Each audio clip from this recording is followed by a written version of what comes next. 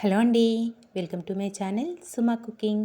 ఈరోజు రెసిపీ వచ్చేసి దోస ఆవకాయ పచ్చడి. చూస్తుంటే నోట్లో నుంచి నీళ్ళు ఊరిపోతున్నాయి కదా. భలే కమ్మగా ఉంటుందండి. వేడి వేడి అన్నంలో కలుపుకొని తింటుంటే మటుకు ఇంకా మనకి కూరలతో కూడా పని లేదు, అంత కమ్మగా ఉంటుంది.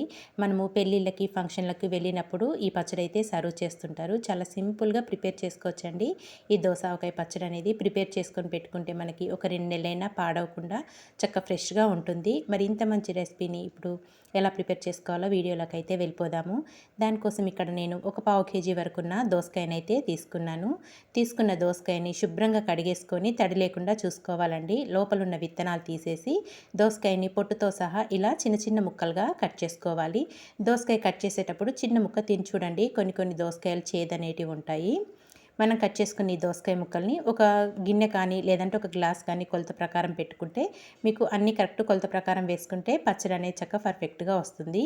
ఇక్కడ నేను కట్ చేసుకున్న ఈ దోసకాయ ముక్కలన్నీ ఒక గిన్నె అయితే పెట్టుకొని కొలుచుకుంటున్నాను. చిన్న గిన్నె పెట్టుకున్నానండి. దాంతో ఇక్కడ వచ్చేసి 2 గిన్నెల వరకు ముక్కలైనవి నాకు దోసకాయ ముక్కలు అనేటివి. అవన్నీ ఒక గిన్నెలోకి వేసేసుకున్నాక ఇప్పుడు స్టవ్ పైన ప్యాన్ పెట్టుకొని మనం దోసకాయ ముక్కలు కొలుచుకున్నాం కదా, అదే కప్పుతో ఒక పావు కప్పు వరకు ఆవాలు వేసుకోవాలి. మీరు స్పూన్తో వేసుకుంటాననుకుంటే ఒక 2 టేబుల్ స్పూన్ల వరకు ఆవాలు వేసుకోవాలి. ప్యాన్లో ఆవాలు వేసేసుకున్నాక దీంట్లో ఒక పావు టీ స్పూన్ వరకు మెంతులు వేసుకోవాలి.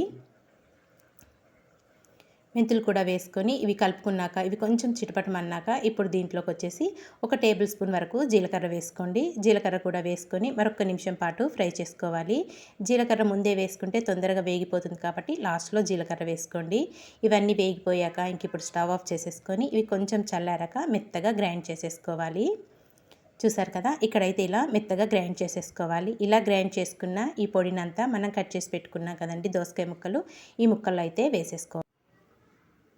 తర్వాత ఇందులోనే ఒక పావు టీ స్పూన్ వరకు పసుపు కూడా వేసేసుకోవాలి.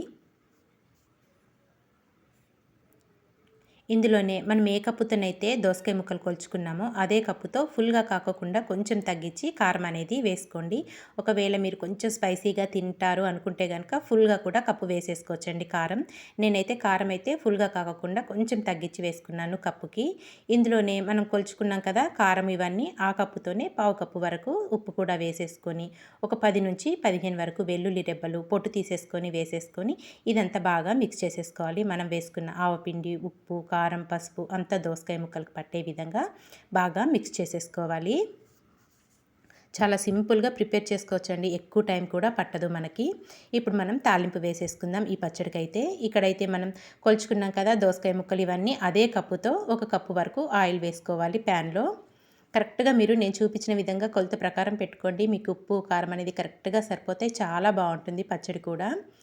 ఆయిల్ వేసుకున్నాం కదా, ఆయిల్ వేడయ్యాక దీంట్లోకి వచ్చేసి సన్నగా తరిగిన అల్లం ముక్కలు, అలాగే ఒక 2 నుంచి 3 వరకు ఎండుమిర్చిని 2 ముక్కలుగా కట్ చేసుకొని వేసుకోవాలి.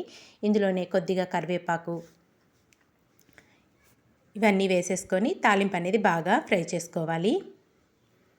కొద్దిగా ఇంగువ కూడా వేసేసుకోండి, టేస్ట్ అనేది చాలా బాగుంటుంది. ఇంగువ అలాగే అల్లం తురుము మట్టుకు అస్సలు స్కిప్ చేయొద్దండి. ఈ పచ్చడికి మెయిన్ ఇంగ్రీడియంట్ అవే, చాలా టేస్టీగా ఉంటాయి అల్లంతో. మనకి తాలింపు అనేది ఇలా బాగా ఫ్రై అవుతుంది కదా, ఈ లోపల మనము ఒక నిమ్మకాయని తీసుకొని నిమ్మరసాన్ని యాడ్ చేసేసుకోవాలి దోస ఆవకాయ ముక్కలకి. మీరు తీసుకునే క్వాంటిటీని బట్టి నిమ్మరసం అనేది వేసుకోవాల్సి ఉంటుందండి. నేనైతే ఇక్కడ ఒక పెద్ద సైజు నిమ్మకాయని అయితే కట్ చేసుకొని నిమ్మరసం అయితే తీసేసుకొని ముక్కలకైతే పట్టించేసుకుంటున్నాను.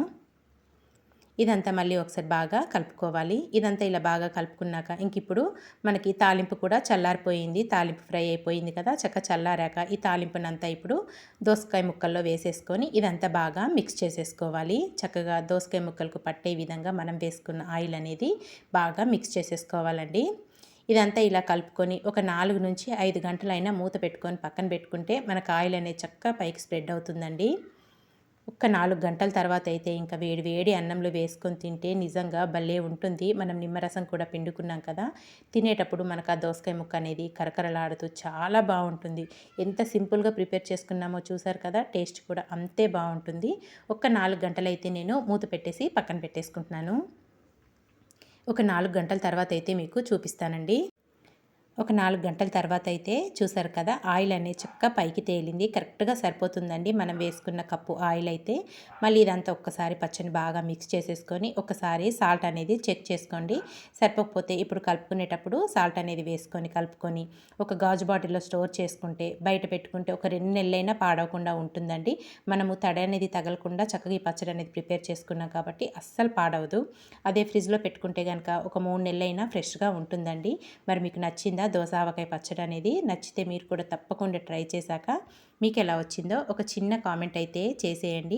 ఇలాంటి మంచి మంచి వీడియోస్ కోసం అయితే వెంటనే మరి మన ఛానల్ని సబ్స్క్రైబ్ చేసుకోండి ఫ్రెండ్స్. ఇక్కడైతే నేను ఇంకా వేడి వేడిగా అన్నం అయితే పెట్టుకొని ఇంకా మనం ప్రిపేర్ చేసుకున్న ఈ దోస ఆవకాయ పచ్చడి వేసుకొని అయితే సర్వ్ చేసుకుంటున్నాను. నోట్లో నుంచి నీళ్ళు ఊరిపోతున్నాయండి. చాలా అంటే చాలా కమ్మగా ఉంది పచ్చడి. ఈ దోసకాయ ముక్క తింటుంటే అచ్చం మనకి మామిడికాయ పచ్చడిలో ముక్క తిన్నట్టే అంత కమ్మగా ఉంది. మనం నిమ్మరసం కూడా యాడ్ చేసుకున్నాం కదా, పుల్ల పుల్లగా కరకరలాడుతూ ముక్క మట్టుకు చాలా బాగుంది. తప్పకుండా అయితే ఈ పచ్చడిని ట్రై చేయండి. ట్రై చేశాక ఎలా వచ్చిందో కామెంట్ చేయండి. Thank you for watching friends.